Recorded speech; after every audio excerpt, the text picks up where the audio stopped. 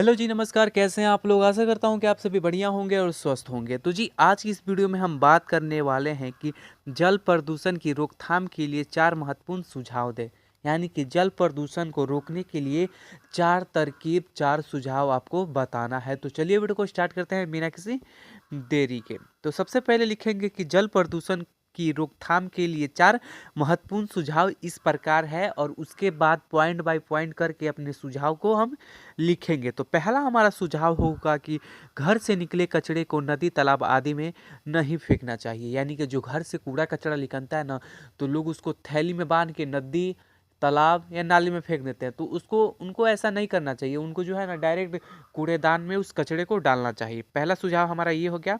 दूसरा हो जाएगा कि कारखाने से निकले मल जल को बिना साफ किए नदी, झील, तालाब आदि में नहीं डालना चाहिए। आप देखे होंगे कोई भी कंपनी या फैक्ट्री जो होता है, वो किसी ना किसी नदी के किनारे या समुद्र के किनारे होता है। क्योंकि जो फैक्ट्री से गंदा पानी निकलता है ना, वो फैक्ट्री वाला उस गंदे पानी का क्या करेगा? उसको कहीं ना कहीं फेंकेगा, और फेंकने के लिए जगह चाहिए जो उनके पास नहीं होता है। इसलिए जो है ना, वो डायरेक्ट नदी या समुद्र में उस पानी को डाल देते हैं। तो उनका ऐसा नहीं करना चाहिए। उस पानी को पहले साफ करके उसके बाद समुद्र में डालें या नदी में डालें। ठीक है, ये हमारा दूसरा हो गया। अब तीसरा और चलते हैं। तीसरा हो जाएगा कि नगर पालिका को विशेष प्रकार के संयंत्र की व्यवस्था करानी चाहिए, जिसे जल को शुद्ध किया जा सके या जो जल को शुद्ध कर सके।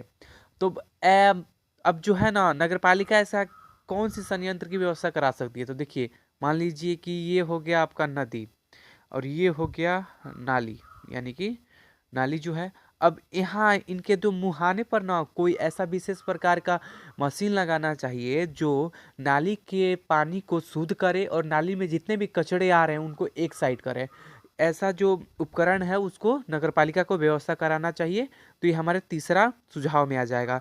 चौथा हमारा सुझाव आ जाएगा कि जल प्रदूषण नियंत्रण से संबंधित कानून बनाना चाहिए और उसे सख्ती से लागू करना चाहिए। यानी कि जल प्रदूषण को रोकने के लिए कोई विशेष प्रकार का कानून या नियम बनाना चाहिए, जिसे सभी लोग सख्ती से पालन कर सके, और जो नहीं पालन करे उसे दंड के रूप में जुर्माना या जेल भी हो सकता है।